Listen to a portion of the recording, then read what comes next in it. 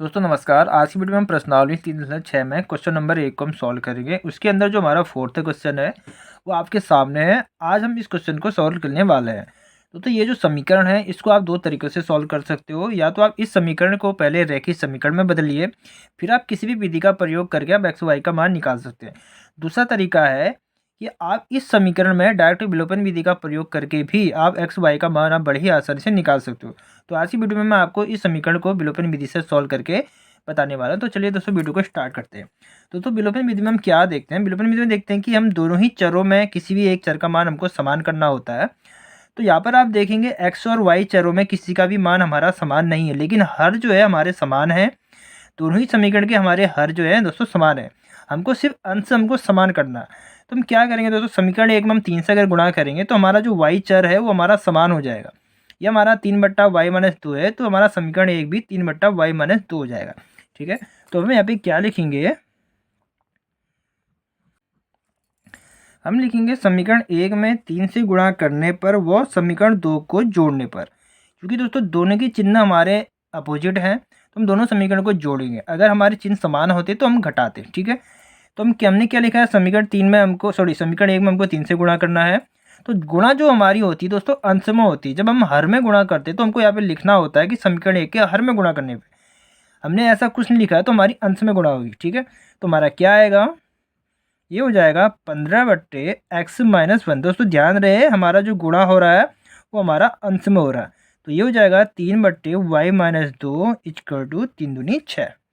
ठीक है, ये हमारा समीकरण 1 है और ये हमारा समीकरण 2 था। दूसरा हमारा समीकरण क्या हो जाएगा, इसमें हमने गुणा नहीं करना है, तो ये हमारा इसी तरीके से उतर करके आएगा बराबर का 1। क्योंकि दोस्तों हमने लिखा था कि समीकरण 2 को हमको जोड़ना है, तो हम जोड़ेंगे तो चिन्ह हमारे चेंज नहीं होंगे। ये प्लस का ये माइनस का, ये इससे ये कैंसिल हो जाएगा। ठीक है, तो यहाँ पर हमारा दोनों जो आपस में जुड़ जाएंगे 7।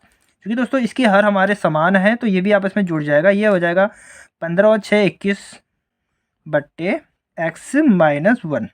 दोस्तों अगर आप कंफ्यूज हो रहे हैं कि ये कैसे आया, दोस्तों जब आप इन दोनों को जोड़ेंगे, क्योंकि हमारा हर समान है, एलसीएम आपका x-1 आएगा इसी तरीके से।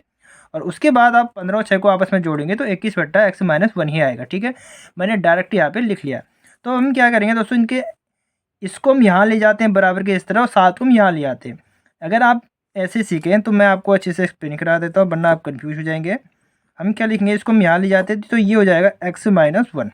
ठीक है, अब हम क्या करेंगे, 7 को मैं बराबर के इस तरह लेकर के जाऊँगा, तो ये हो जाएगा 21/7 इक्वल टू x-1। ठीक है, आप चाहे तो इसको आप स्टेप अपना रोक बचा भी सकते हो। आपको समझाने के लिए ही मैंने एक स्टेप बढ़ाया है। इससे ये कट जाएगा 3 बार, तो हमारा जो 3 है x-1। चूँकि हमको x का मान निकालना है तो अब हम क्या करेंगे, -1 को बराबर के इस तरह लेकर के जाएंगे, तो यह इधर आएगा प्लस का 1 इक्वल टू x। तो हमारा x का जो मान क्या आया, 4 इक्वल टू x। तो इस तरीके से हमारा x का मान आ गया है 4। अब हम क्या करेंगे, इस x का मान किसी भी समीकरण में हम रखेंगे, तो x का मान हम समीकरण 1 में रखेंगे। तो हमारा जो समीकरण 1 है वो है 5x-1 है। तो x की जगह हमको क्या रखना है, 4 माइनस का 1 प्लस 1/y-2 इक्वल टू 2। तो अभी माइनस हो जाएगा, क्या बचेगा, 3 प्लस 1/y-2 इक्वल टू 2। अब हम क्या करेंगे दोस्तों, या तो आप यहाँ पर भी एलसीएम ले सकते हैं, या तो आप बराबर के इस तरह ले कर जाके भी आप इसको सॉल्व कर सकते हो। हम इसको बराबर के इस तरह लेकर के जाएंगे ताकि हमारी जो कैलकुलेशन है वो आसान हो जाए।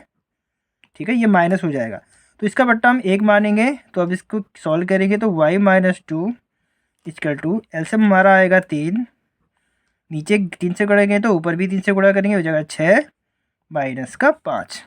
आगे हमारा क्या आया, 1/y-2 इक्वल टू माइनस होगा 1/3। अब हम क्या करेंगे, क्रॉस की मल्टीप्लाई गुणा कर देंगे। 3 का गुणा यहाँ हो जाएगा 3 इक्वल टू 1 की गुणा यहाँ हो जाएगी तो y-2। अब हमको y का मान निकालना है, तो 2 को हम इस तरफ लेकर के जाएंगे, तो 3 यहाँ आएगा प्लस का हो जाएगा +2 इक्वल टू y। तो इस तरीके से हमारा जो y का मान आया है क्या आएगा, 5। दोस्तों इस तरीके से आप इस क्वेश्चन में डायरेक्ट विलोपन विधि का प्रयोग करके भी एक्स और वाई का मान बड़ी ही आसानी से आप इसको सॉल्व कर सकते हो। दोस्तों आज की वीडियो में इतना ही, मिलते हैं नेक्स्ट वीडियो में।